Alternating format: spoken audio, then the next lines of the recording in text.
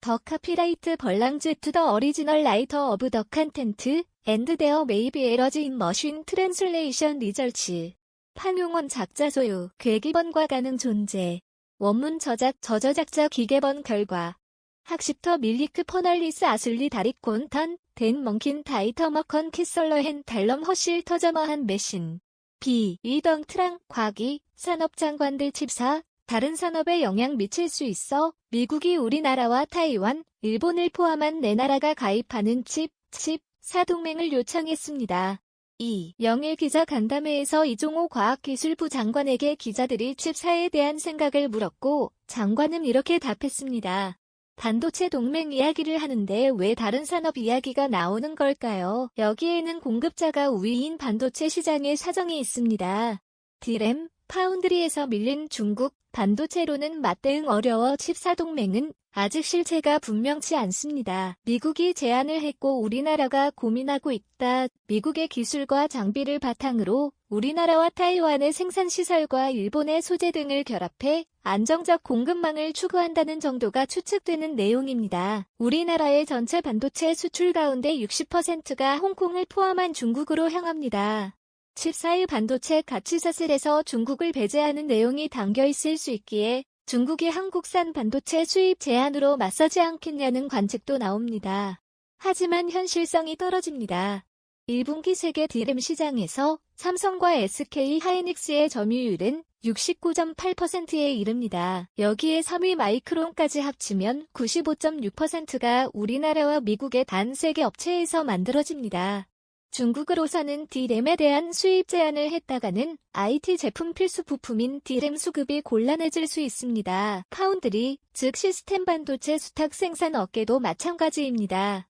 타이완이 TSMC 점유율이 53.6%, 여기에 2위 삼성과 3위 타이완이 UMC, 4위 미국의 글로벌 파운드리를 합치면 82.7%가 타이완, 우리나라, 미국 세 나라에서 만들어집니다.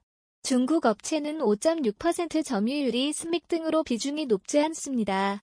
중국이 약 한국 등 칩사 국가로부터의 반도체 수입을 막는다면 자국에 필요한 반도체를 수급하기 어렵게 될 겁니다.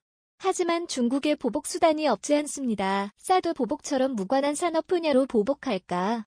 중국은 과거에도 우리 경제에 강한 타격을 준 조치를 실행한 바가 있습니다. 바로 사드 보복으로 불린 한알령입니다. 우리나라에서 제작한 콘텐츠나 우리나라 연예인의 광고 송출을 막았고 한국산 제품에 대한 광범위한 불매 운동과 관광 축소도 있었습니다. 공식 통계는 없지만 당시 피해가 연간 8조 5천억 원, 현대경제연구원에 이를 거라는 분석도 나왔을 정도입니다. 중국에서 유통업을 하던 롯데그룹의 피해도 수조 원에 이를 것으로 추정되며 베이징 현대차의 지난해 중국 내 판매량은 2016년에 비해 66% 줄기도 했습니다. 다만 중국이 다른 산업으로 보복을 한다고 해도 그럴 수 있는 분야는 과거보다는 많이 줄었습니다. 우리나라에 대 중국 수출에서 중간재 수출 비중은 2012년 72.6%에서 2021년 79.6%로 높아졌습니다. 중간재는 소비자들에게 직접 판매되는 제품이 아니고 소재와 부품 수급을 위해 중국 산업이 필요로 하는 물품들입니다. 불매운동의 대상이 될 만한 소비재 품목 수출은 이미 타격을 입을 대로 입은 만큼 중국이 새로 타격을 줄 선택지도 줄어든 것입니다. 중개방성 유지해야 차별은 안 돼. 상대적으로 신중한 우리와 달리 중국은 연일 강한 어조로 칩사 참여를 견제하고 있습니다. 중국 관영 글로벌 타임즈는 22일 기사에서 중국이 오해하지 않도록 적극적인 외교를 하라는 윤석열 대통령의 발언을 소개한 뒤 윤 대통령의 이런 신중함은 한국이 맹목적으로 미국의 대중국 기술 견제에 참여할 경우 입을 강한 타격을 감안한 계산 때문으로 관측통은 보고 있다고 전했습니다. 또 SK 하이닉스가 내내 웨이퍼 생산 거점을 신설할 계획인 가운데 SK 드램이 45%가 장수성 우시에서 생산되고 있고 삼성인 낸드 플래시 메모리의 40% 이상이 시안 공장에서 생산되는 등 한국과 중국의 반도체 협력은 분리가 불가능하다면서 자신감을 보이고 있습니다. 이는 IPEF 출범 시에 보였던 중국의 자신감과 일맥상통합니다. 수죄팅 중국 상무부 대변인도 칩사에 대해 어떠한 협력 틀을 마련하면서도 포용성과 개방성을 유지해야지 타자를 차별해서는 안 된다고 말했습니다. 문헌상으로는 칩사 자체에 대한 반대가 아니라 가입하지 않은 국가, 즉 중국에 대한 차별에 더 크게 반발하고 있습니다. 일단은 IPEF 출범 때와 비슷하게 중국은 내용을 지켜보자는 입장으로 나올 가능성이 큽니다. 반도체 대중 견제로 반사이익도 본 업계.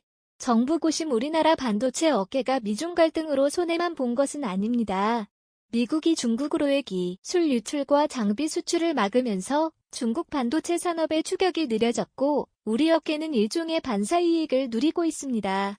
그러나 그 반사 이익에 대한 비용 청구서가 칩사동맹이라는 이름으로 날아온 셈입니다. 칩사동맹에 대해 말은 많지만 동맹의 구체적인 내용은 아직 미지수입니다. 동맹 가입 여부부터 어떤 내용으로 참여할지를 놓고 외교, 통상 당국은 고심하고 있습니다. 박대기 기자, waiting@kbs.co.kr, 저작권자 시 KBS, news.kbs.co. K야, 무단 복제, 재배포 금지에 해당 언론사로 연결됩니다.